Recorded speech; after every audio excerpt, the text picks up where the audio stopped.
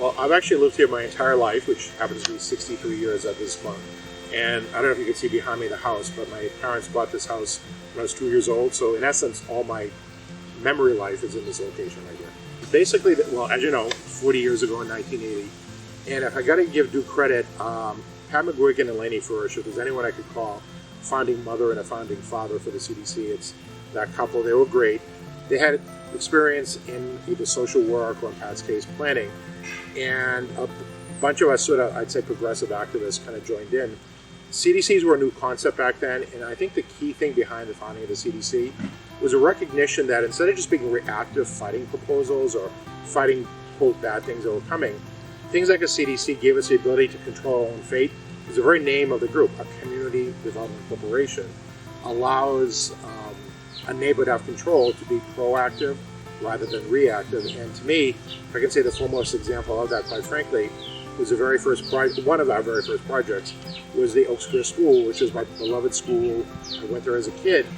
And initially, as an example, the community got involved with the CDC as part of it, but others as well, being what I call reactive, holding community meetings when the city was going to close a school about what use did we want to see and, how to prevent bad things from happening.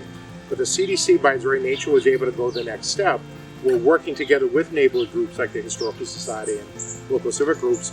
We're, in essence, in the end, able to buy the building by getting public funding, other grant money, buy the building, turn it into housing. It was a way that the neighborhood could actually achieve a goal through the CDC, not just reacting, but actually being part of the solution itself.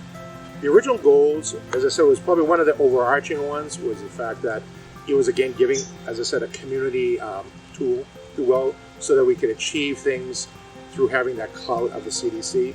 But specifically, not a huge surprise, we were very much into preserving and creating. In the early days, it was preserving existing housing, affordable housing, as well as creating. In terms of wanting to stay in the CDC, it's probably kind of echoing back to some of the earlier questions.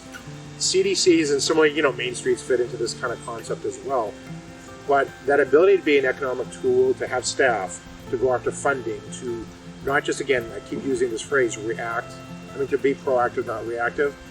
I think it's important because, I have an ego. I want to be able to help shape my neighborhood, and I think a CDC is important for that. I guess if I can put a larger sort of macro goal, is I'd like to see the CDC really be the go-to or one of the key go-to organizations that whether it's the city or the universities or developers, when you want to create, say, an interesting new housing program like a house bank, or if you want to create a new, say, green space program, or, pick a goal that's of need to the neighborhood, maybe something with the schools, I'd like to see the CDC be thought of as, well, that's that community-based, organization that can help make these things a reality because it is community-based.